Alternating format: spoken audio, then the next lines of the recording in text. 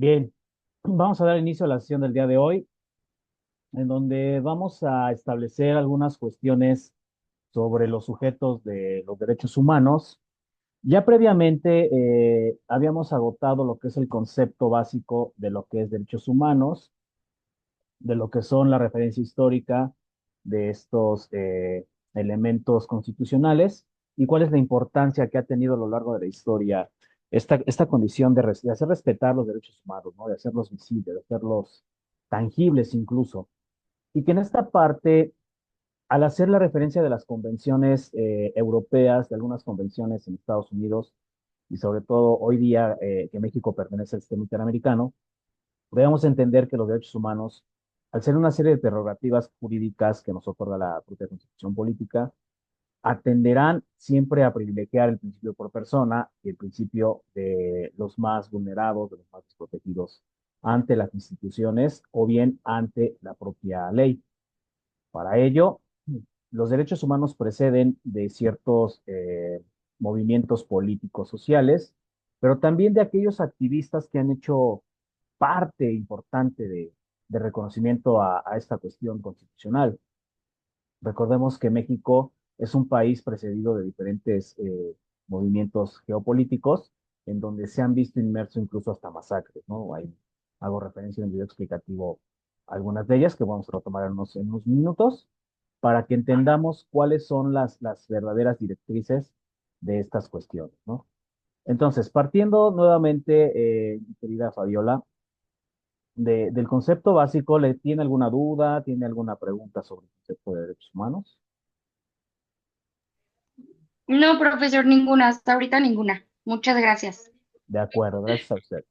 Bien, entonces vamos a entender que los derechos humanos, recordemos, es ese conjunto de prerrogativas que están escritas y sustentadas en la dignidad de los humanos y que van a ser resultado indispensable para el desarrollo integral de cada uno de los individuos, sea cual sea la condición a la que nosotros estamos sometidos o estamos establecidos dentro del sistema jurídico y cuando más en la línea jerárquica del Estado. Ahora bien, que partiendo del Estado de Derecho, el Estado de Derecho siempre será esa cuestión de cómo se le ponen límites al poder público, al poder político, ¿no? Es importante establecer que esas líneas del poder político o el poder público es porque el Estado ha cometido agravios en detrimento de los ciudadanos y en detrimento de las propias instituciones. Por ahí de repente hay antinomias jurídicas que no son garantes y que no son del todo operativas para un sistema social. Por lo tanto, esa serie de prerrogativas van a establecerse aquí. Le voy a compartir esta definición de la ONU, de los derechos humanos, para que entendamos por qué el modelo ONU también forma parte importante de los precedentes sobre, sobre derechos humanos, ¿no? Y entendamos esas directrices de la Segunda Guerra Mundial.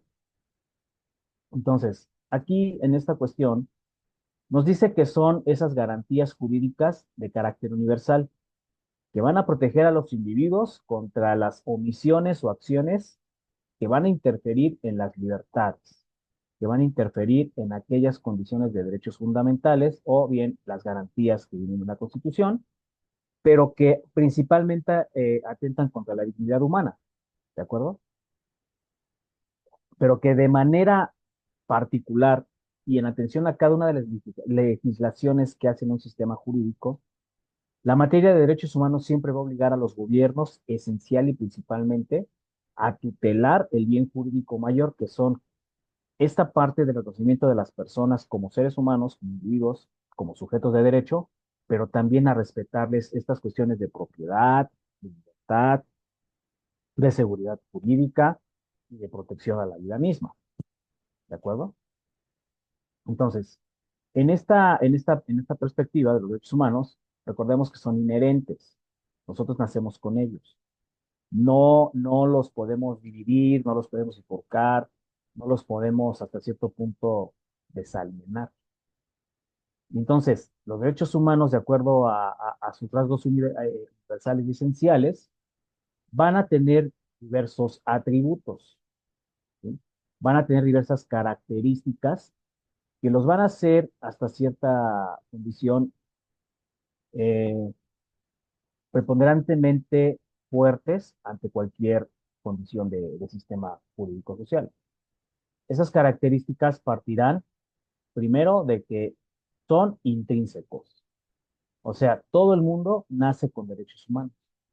Ustedes más adelante, o no sé si ya lo están llevando, van a ver que el derecho civil tiene ciertos atributos de las personas. Tienen ciertos atributos en donde se les reconoce la capacidad jurídica, la personalidad, desde el momento incluso hasta que son concebidos. ¿Sí? Entonces, al establecer este sistema de derechos humanos, esos derechos humanos, al ser intrínsecos, no te pueden menoscabar desde el momento de la concepción, ni mucho menos en el alumbramiento, esta condición de recogerte como persona. Por lo tanto, lo intrínseco viene con lo inalienable. Es decir, el gobierno, el Estado, la propia familia, los propios individuos, los sistemas sociales, los sistemas institucionales, no pueden suprimir tus derechos humanos. Por eso es que ahora se atiende mucho a la condición del libre desarrollo de la personalidad, de cómo estamos formando estudiantes, en el caso de los centros educativos, de cómo es que la familia también está formando, más que educar, también se necesita formar a esas futuras personas que van a ser adultas. Entonces, en esta cuestión, no se pueden suprimir esos derechos humanos. Cuando hablamos de inhabilidad, es que el derecho humano no se puede suprimir. Son universales, porque todo aquel país o estado o delegación que forme parte de una convención protectora de derechos humanos está obligada a proteger universalmente esos derechos humanos sin excepción alguna. Es más, incluso hasta los mismos sistemas jurídicos que no tienen esta garantía de derechos humanos tendrán la obligación de hacer respetar a las garantías en detrimento de las personas. ¿De acuerdo?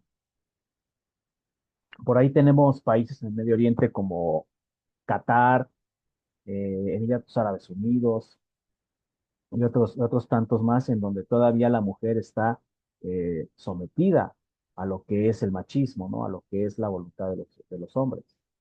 Y aún así, el caso más tangible es Malala Yousafzai, que es una mujer escritora, es una mujer que decidió huir del país porque la iban a casar con una persona mucho mayor que ella siendo menor de edad y en contra de su voluntad.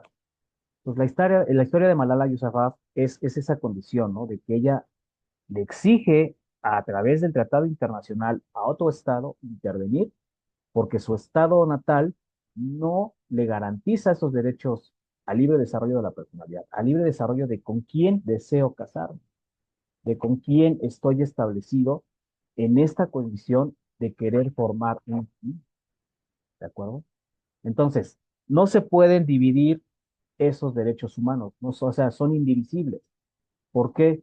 Porque todos los humanos tenemos importancia y sobre todo relevancia social, además de la jurídica, en un sistema jurídico, en un país, en un sistema familiar, en un sistema académico, en un sistema laboral. De tal manera que yo no puedo dejar de reconocer esos derechos humanos por el hecho de tu raza, por el hecho de tu condición social, por el hecho de si estás embarazado o no, porque estas prácticas todavía se dan muy tangiblemente en los centros laborales, ¿no?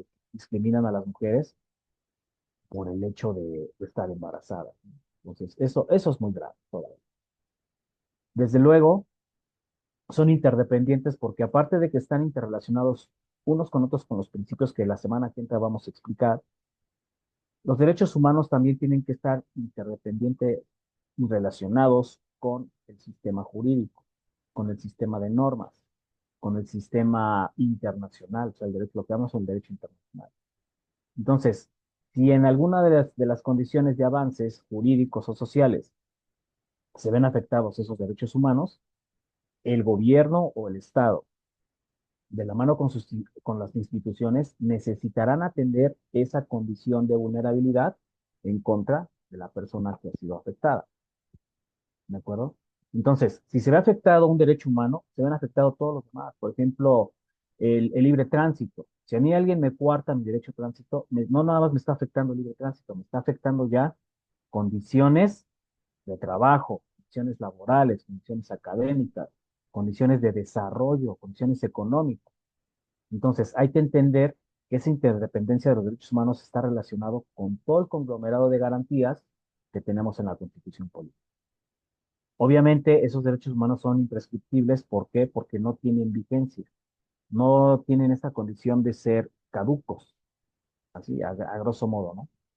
Al no tener vigencia, siempre van a estar en esa condición de procesos evolutivos para que las normas sean todavía mayormente estudiadas y en su defecto mayormente aplicables, que sean más protectoras en este caso. Cuando de repente un gobierno es absolutista, deja de establecer esas relaciones de vigencia.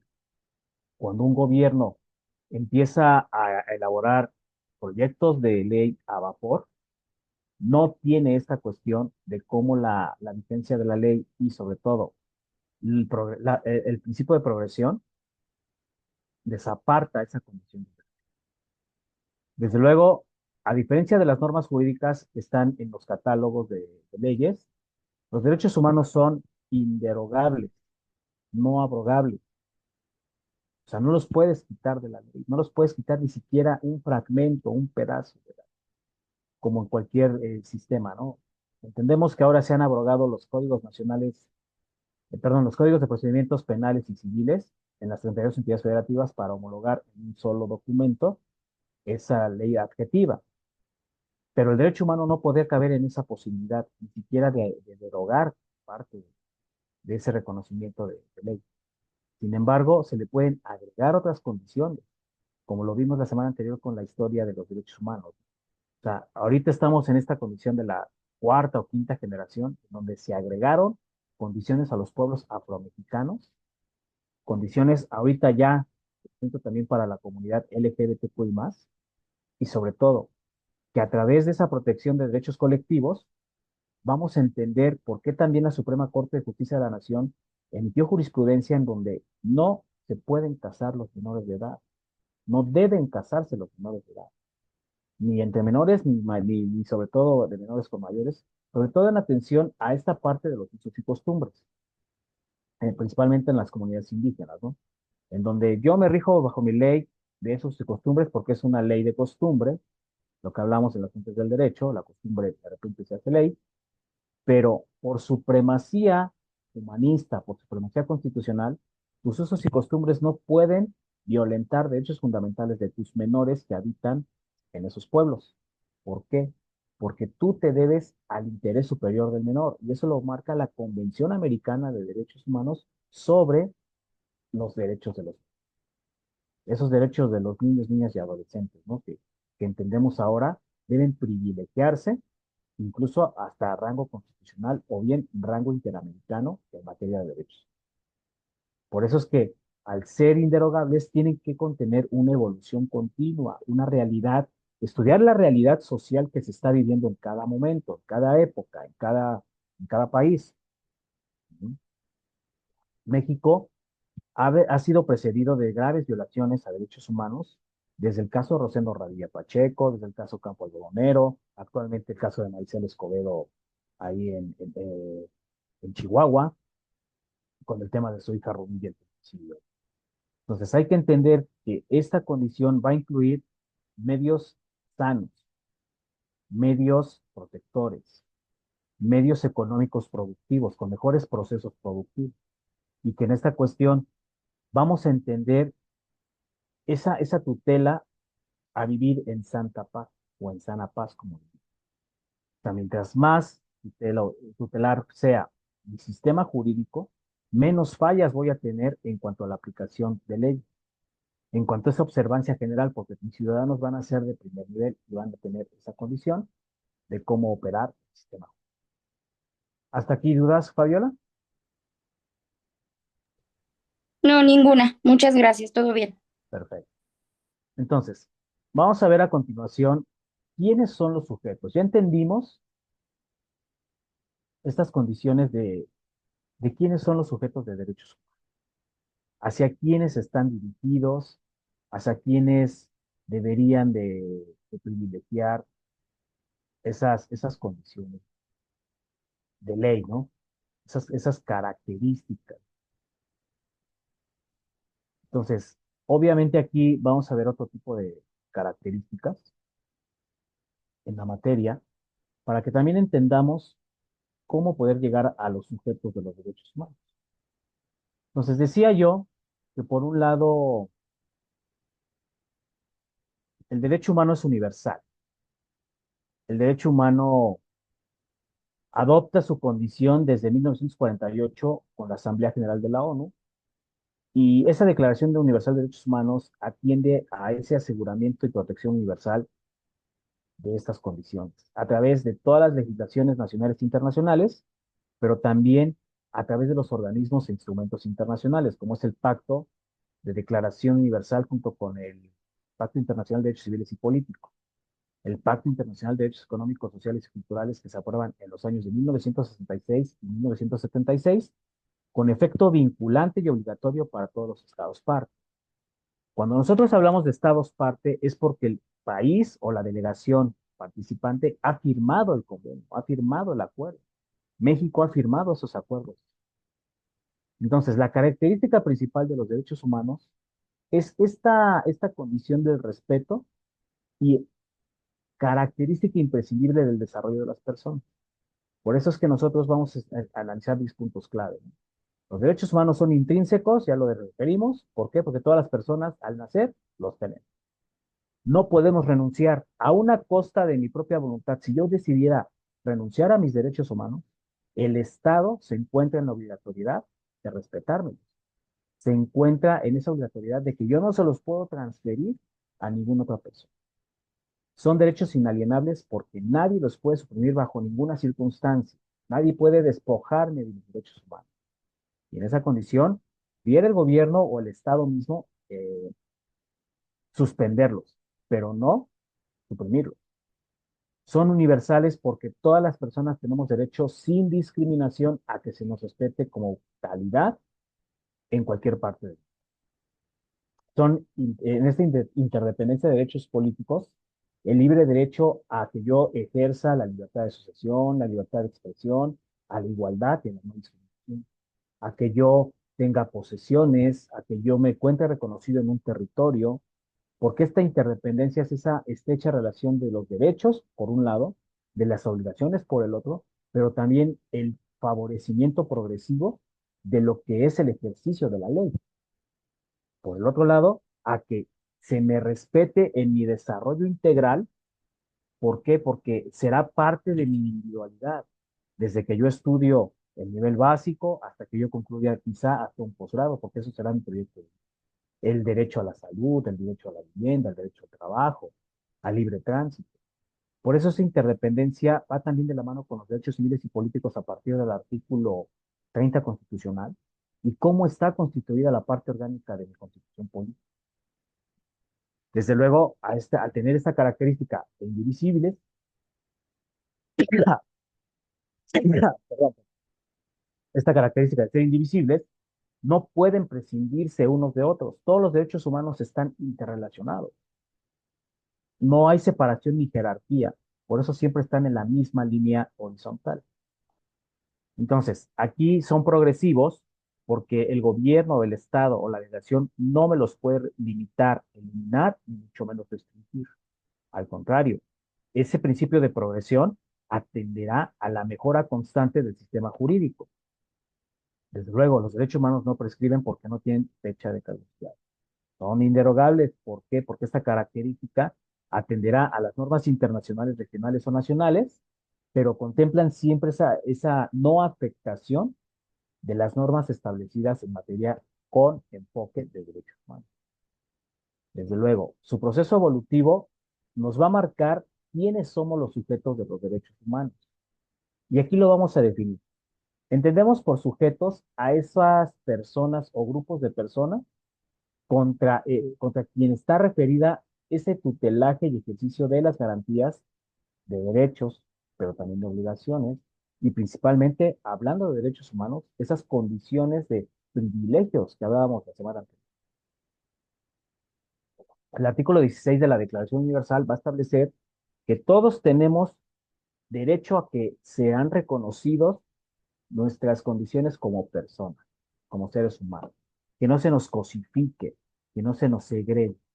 Y por lo tanto, el artículo 17 de la propia declaración señala que toda persona tiene derecho a que se reconozca en cualquier parte, en cualquier lugar del mundo, como sujeto de derechos y obligaciones, pero también al goce de los derechos civiles fundamentales. Entonces, por un lado, el sujeto de derecho humano se convierte en dos figuras, sujeto activo y sujeto pasivo. El sujeto activo de derechos humanos será siempre el titular del derecho. Es a quien se le reconoce y quien puede reclamar esa defensa de las garantías. Se da el nombre de titular del poder, ¿por qué? Porque nosotros podemos ejercer esa tutela del derecho. Pero por otro lado, el sujeto pasivo es quien también debe reclamar ese reconocimiento y garantía cuando sea visto que quien es el titular del deber está siendo menoscabado en esa tutela del derecho. De ahí que exista esta cuestión de verticalidad y horizontalidad de derechos humanos en un plano tanto jurídico como en un plano de igualdad. O sea, hablar de estas condiciones de horizontalidad lo he referido siempre en las clases que yo imparto. ¿Cuál es la diferencia entre una línea horizontal y una línea, perdón, horizontal y vertical de acuerdo a la jerarquía en donde nosotros estamos ubicados como sujetos de derecho? Este vocablo de la horizontalidad parte de una dogmática alemana. Recordemos que en Europa siempre va un poco más adelantado con respecto de los sistemas occidentales, sobre todo en Latinoamérica, o parte de Latinoamérica y México específicamente. Y esta dogmática del Jurichung alemán nos habla sobre esa condición de cómo nosotros estamos establecidos en un sistema y que el término alemán es una denominación donde se ubica esa problemática alemana, esa problemática en donde vamos a ver cuáles son las condiciones de línea con respecto del Estado, cuáles son esas condiciones de cómo nos estamos viendo ante el sistema jurídico. Recordemos que en una línea vertical u horizontal, nosotros, si lo ponemos en esa verticalidad de derechos humanos, vamos a estar jerárquicamente por debajo del Estado, la delegación a la que pertenecemos. Pero eso no nos exime de que el Estado nos proteja y nos garantice a los derechos humanos. Entonces, en esa parte, la línea vertical solamente se podrá oponer a acciones de los entes públicos. O sea, cuando el gobierno no te tutela y al contrario te violenta derechos humanos, ahí es cuando esa línea vertical se tiene que atacar, se tendría que eh, confrontar hasta cierto punto con el Estado. Como es el caso ya de la primera tarea que les enseñé, de Rosendo Radilla Pacheco. O sea, hay que entender por qué el Estado mexicano rompió ese parámetro vertical de tutela de derechos contra este personaje. Y podemos hablar de más, de Chenaló, Chiapas, de Ayotzinapa, Guerrero, de Aguascalientes, Guerrero. Todavía hay algunos estudios en la Corte Interamericana de Derechos Humanos sobre violaciones graves por parte de militares en contra de mujeres indígenas en los estados de las comunidades indígenas de Oaxaca, de Guerrero y de Chiapas, ¿no? Entonces, ese efecto vertical tendrá que ser oponible contra acciones que detrimenten del Estado mexicano en contra del ciudadano. En la parte horizontal, estamos nosotros, los particulares, en una línea de igualdad, en una línea de tutela de derechos, nosotros vamos a entender cómo proteger esos derechos fundamentales frente a terceros. Les decía yo que de repente somos una nación muy elitista, muy discriminatoria, muy despótica. Y en esta parte, el derecho anglosajón, que es el derecho de common law, Estados Unidos, que precede del derecho inglés, reconoce el efecto horizontal a través de la de reconocimiento de los human rights, o sea, de los derechos humanos. Pero si ustedes se dan cuenta, actualmente Estados Unidos no es un país que esté ni siquiera en el sistema interamericano. No es un país que tutele, por ejemplo, el derecho a la vida, porque todavía en algunos estados, no en toda la Unión Americana, pero en algunos estados, se opera la pena de muerte. Y eso es muy grave para un estado que se diría protector de derechos humanos. La política hoy de Donald Trump es aleatoriamente e indiscriminadamente someter a los migrantes, deportarlos en condiciones incluso hasta inhumanas. Por eso esa horizontalidad es un efecto directo e inmediato para el reconocimiento de derechos constitucionales vinculados con nosotros los particulares. Es decir, que si yo en esta aplicación de normas Estado pertenezco, voy a ser defensor de las posturas convenientes cuando yo sea presencial de una violación grave de derechos humanos. ¿No? O sea, esos espacios de inmunidad que pueda tener la sociedad en general necesitan un fundamento y un límite al poder político, pero también un límite al poder del mismo particular. Porque el state action anglosajón reflejaba esta tradición en donde la presencia de un acto estatal se hablaba técnicamente de un derecho constitucional. O sea, toda actividad estatal siempre tiene que tener aparejado esa tutela de derecho. Y recordemos que en Estados Unidos siempre han ejercido las acciones discriminatorias de segregación racial.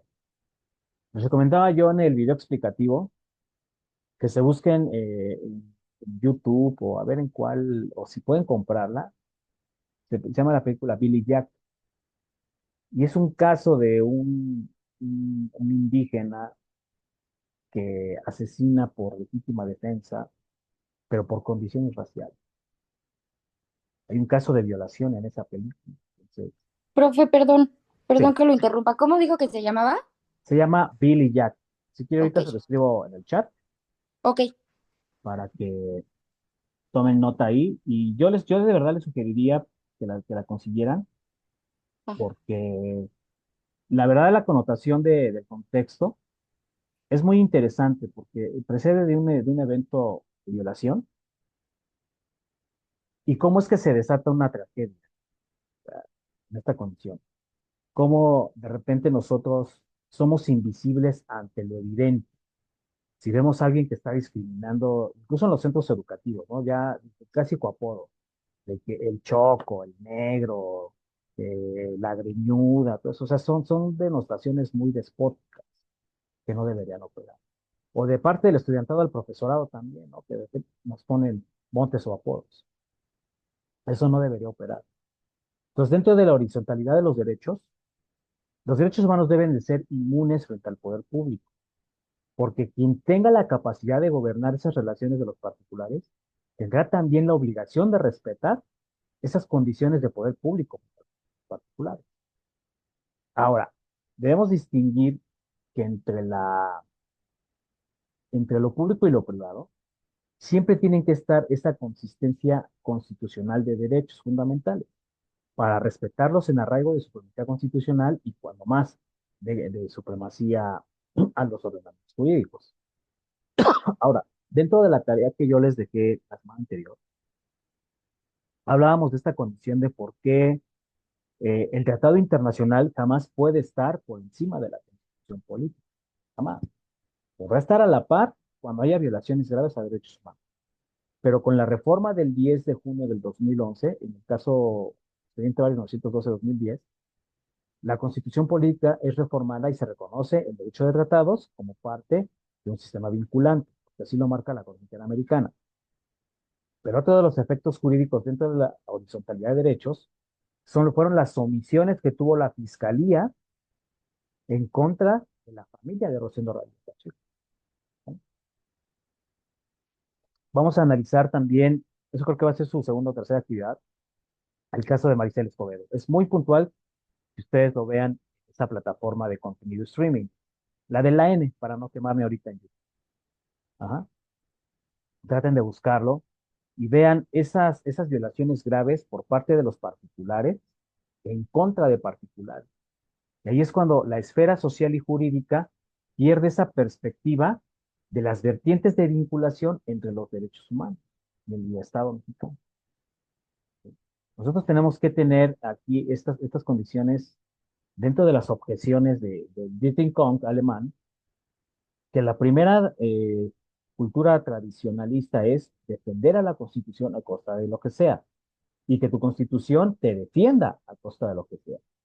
De que el Estado parte tanto de un sistema jurídico interno como de un sistema jurídico internacional, tiene la naturaleza para gobernar, sí jerárquicamente, pero las relaciones entre los particulares, ¿de acuerdo? Y que los actos de autoridad frente al Estado siempre deben de estar en beneficio de los propios partes.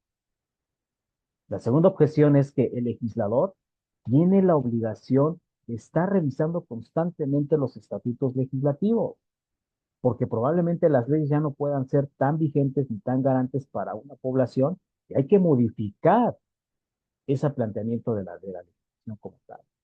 Por lo tanto, por eso es que los derechos humanos, al ser interrogables, indiscutibles, tienen que ser progresivos.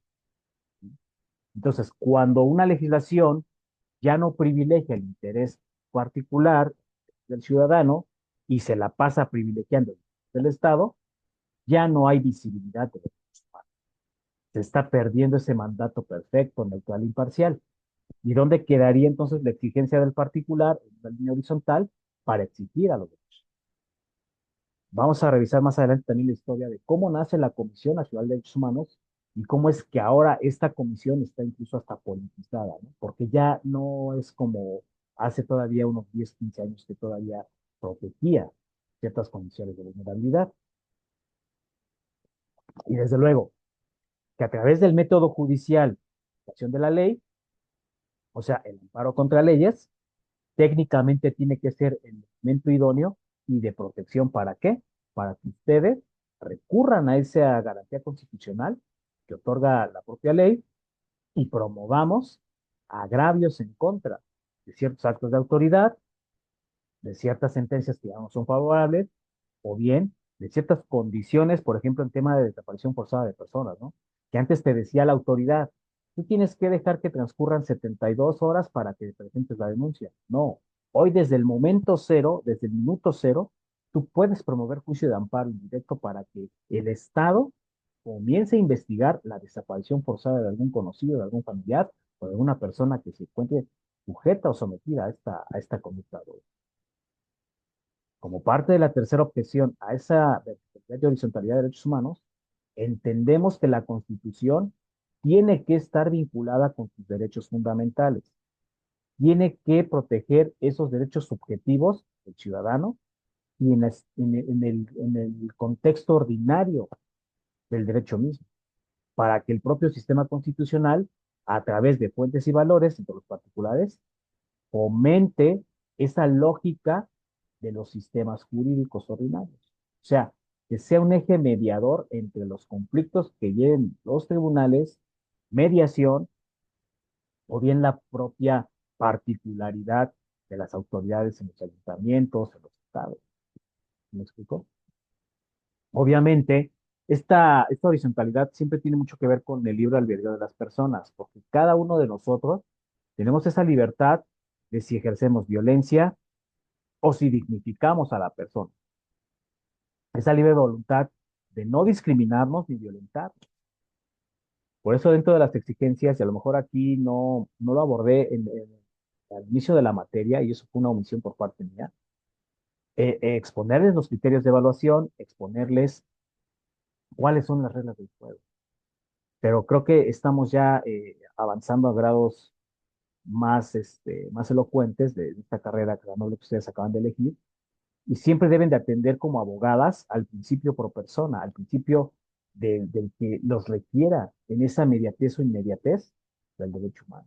¿Por qué? Porque aunque yo sea esta comisión del régimen, necesito mirar con un efecto común y sobre todo con un efecto humanista y social al que me está solicitando la ayuda. O sea, ustedes déjenme decirles que cuando tomen un asunto, si es que ya litigan o si es que piensan litigar, o a la actividad jurídica que se dediquen, necesitan siempre ver esa perspectiva de los derechos humanos desde el punto de vista de las prescripciones del propio derecho, pero aplicadas siempre a la solución de casos concretos que deriven.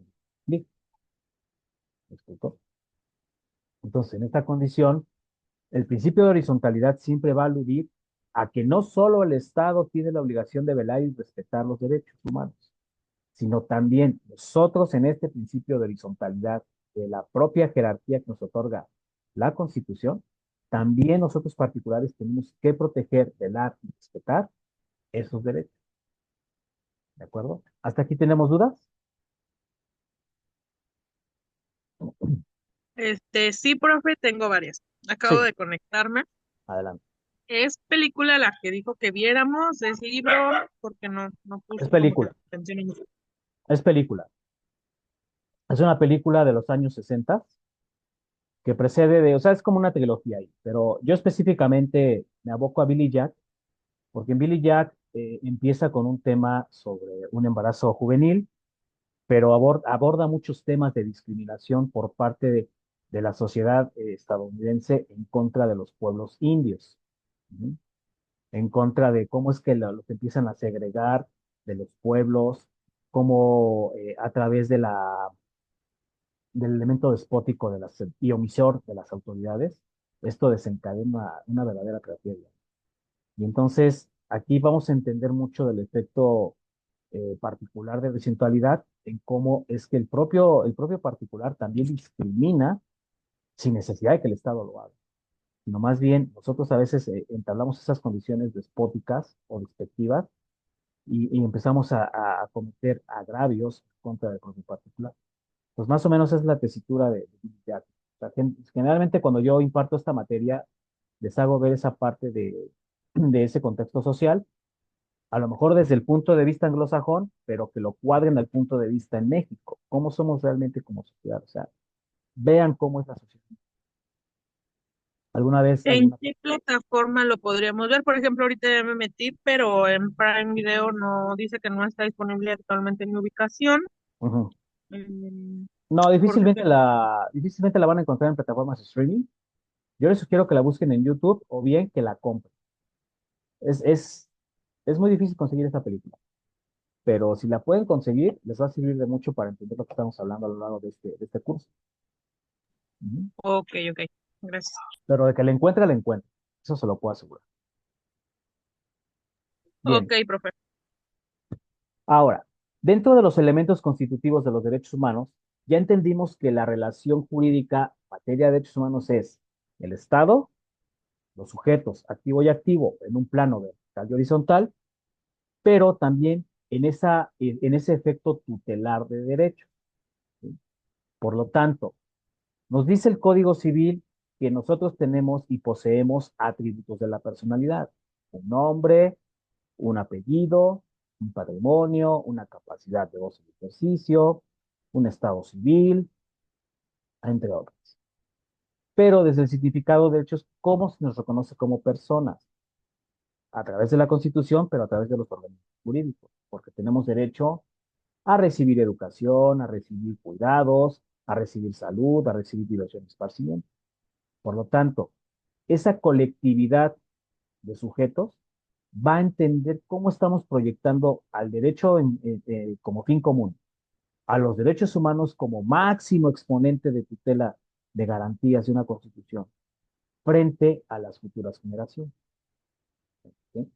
Entonces, en esta cuestión, nosotros estamos obligados, en esta línea paralela de verticalidad y horizontalidad con respecto al Estado, a ser mejores poblacionalmente, a ser mejores en cuanto a este efecto tutelar de derecho, a ser objeto materia de relación jurídica y sobre todo en cuanto a la condición de, de medio ambiente. Y medio ambiente no nada más me refiero al ecosistema, sino también me refiero a cómo estoy desarrollando mis actividades cotidianas dentro de la familia, cómo estoy privilegiando y dignificando a la actividad que yo me estoy dedicando, mi trabajo, cómo a través del reconocimiento de los derechos económicos, sociales, culturales y ambientales estoy exigiéndole al Estado que me ponga una mejor infraestructura en mi comunidad, porque recordemos que los DESCA están consagrados en el artículo cuarto constitucional. El derecho humano a un buen ambiente, el derecho humano a que tengas agua basta, suficiente y sobre todo potable, el derecho a que sea reconocida tu cultura como patrimonio de una humanidad social en un país. Nosotros sabemos que somos mestizos, ¿no? Porque hay un mezclaje de culturas y de sangres, de españoles e indígenas prehispánicos. Pero culturalmente, nosotros debemos tener arraigado esta parte de los usos y costumbres de los aztecas, de los toltecas, etcétera, etcétera, a que sean reconocidos esas denominaciones de origen como parte del agave, de las textileras, de que estas denominaciones de origen no sean violentadas como lo han hecho. Y lo hago en el video explicativo, ¿no? Como ahora las marcas de renombre han querido menoscabar esos derechos de denominación de origen en contra de los indígenas artesanos. Entonces, los derechos humanos también tienen un elemento y un efecto positivista. Aquí ya me voy a meter un tanto en el derecho que a mí no me gusta, ¿no? El derecho positivo, porque yo veo el derecho más desde un punto de vista humano, desde un punto de vista humanista, social, que punitivo y represor.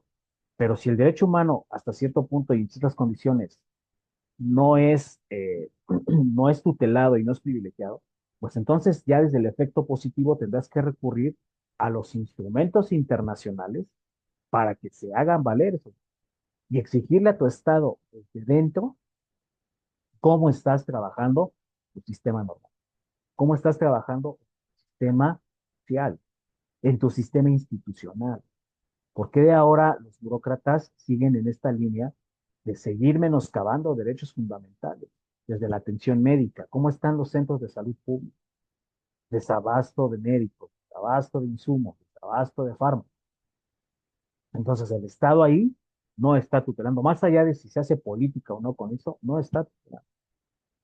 Tuvimos un homicidio a figuras de la vida pública en el gobierno de la Ciudad de México esta semana. ¿Qué está pasando con la seguridad pública como parte del derecho humano? El gobierno no está tutelando esa garantía y estamos hablando de figuras públicas. Entonces, ¿qué sucederá con el ciudadano que no lo es?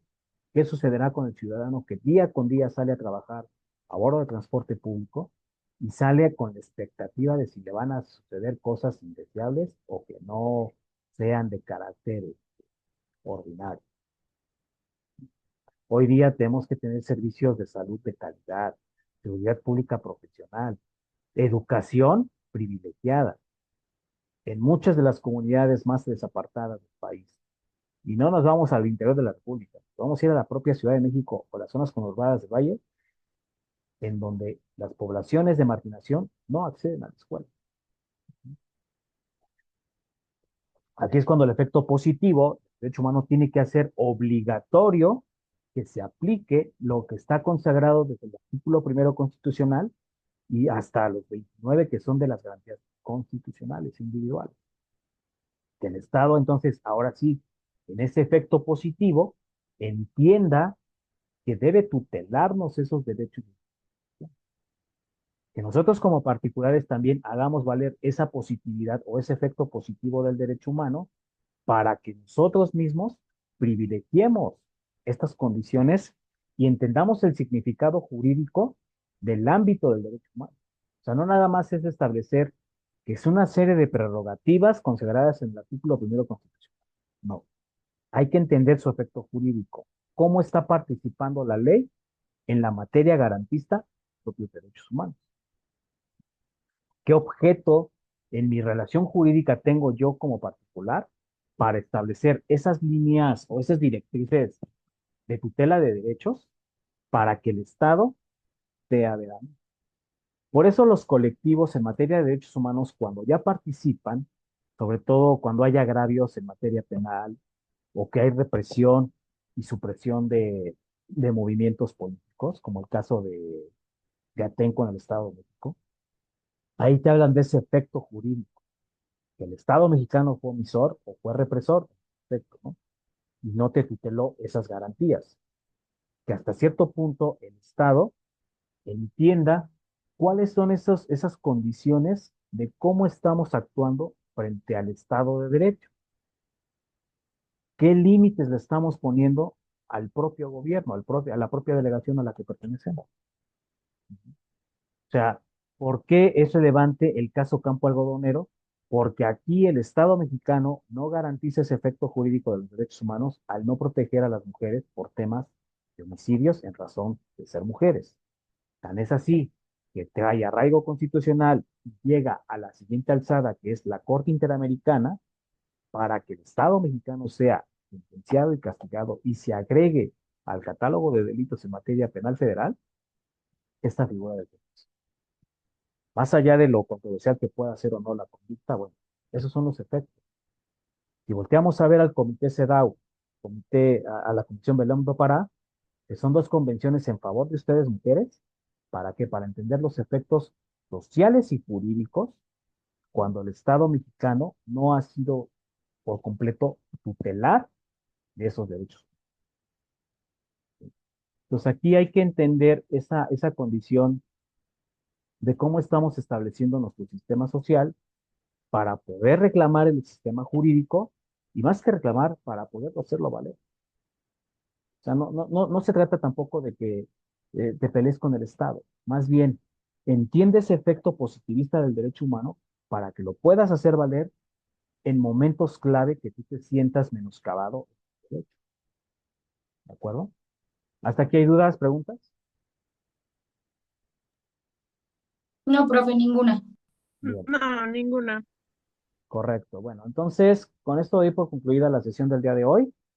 Chequen su plataforma, por favor. Ya les subí ahí la primera actividad. Estoy por subir la segunda actividad. Y sobre todo, cualquier duda o pregunta, pues estamos en contacto para que ustedes la puedan despejar, ¿de acuerdo? La próxima semana vamos a ver más a fondo lo que son ya los efectos rectores de los derechos humanos. Vamos a ver los principios específicamente que nos señala el artículo primero constitucional. Y vamos a ver algunas cuestiones de cómo la Constitución mexicana está frente a los organismos internacionales. Por ahí les voy a sugerir que ya empiecen a leer un poco lo que es el caso Campo Algodonero. Yo de todos modos voy a subir el engrose para que vean los efectos jurídicos y vayan viendo también el documental de las tres muertes de Maricel Escobedo. Ahí les sugiero mucho que lo vean porque les voy a subir una actividad para que entendamos estos efectos de cómo el Estado mexicano ha sido muy, muy, muy omisor en materia de casos muy mediáticos, ¿no? Como son estos dos, el caso Campo Algodonero y el caso de las tres muertes de Maricel. ¿El Bueno, caso pues de 3 muertes de qué, perdón, profe? de Maricel Escobedo, las tres muertes de Maricel Escobedo, así se llama. Esa sí la van a encontrar Gracias. seguramente en la plataforma de la N. Ahí todavía está. Bien. Ok. Les deseo un excelente domingo, pásenla bonito y cualquier duda, pues ya saben que estamos. Buenas tardes.